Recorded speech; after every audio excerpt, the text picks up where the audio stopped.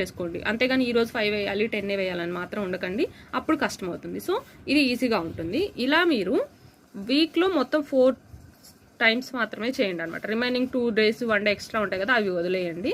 అక్కడ మీకున్న మనీని మిగిలిన వారు మీరు ఎక్కడైనా చేయలేకపోతే అక్కడ వేసుకోండి. సో అలా ఒక 1 month చేయండి. వీక్కి 635.7 అంటే ఒక మంత్లో 4 వారాలే చేస్తున్నాము. సో 4 వారాలు 4 into 635 అంటే ఒక మంత్లో 2550 అన్నది మనము సేవ్ చేస్తున్నాం. నెలకి 2540 చేసినట్టు అనిపించదు, కానీ మన దగ్గర నెలకు వచ్చేసరికి 2540 ఉంటాయి. అలా మీరు 12 months చేయండి. అంటే జస్ట్ ఒక సంవత్సరము, అంటే ఒక నెలలో 2540 అంటే అలాంటి జస్ట్ 12 months చేసాము అంటే ప్రతి మంత్ 2550 2540 12 నెలలు చేస్తే ఒక్క సంవత్సరంలో చూడండి 30,480 రూపాయలు సేవ్ అవుతుంది. చాలా పెద్ద అమౌంట్ ఇది. మనకి స్టార్టింగ్ కొంచెం కష్టంగా అనిపించిన తర్వాత మీకే అనిపిస్తుంది ఇంత సింపుల్గా అయిపోయింది.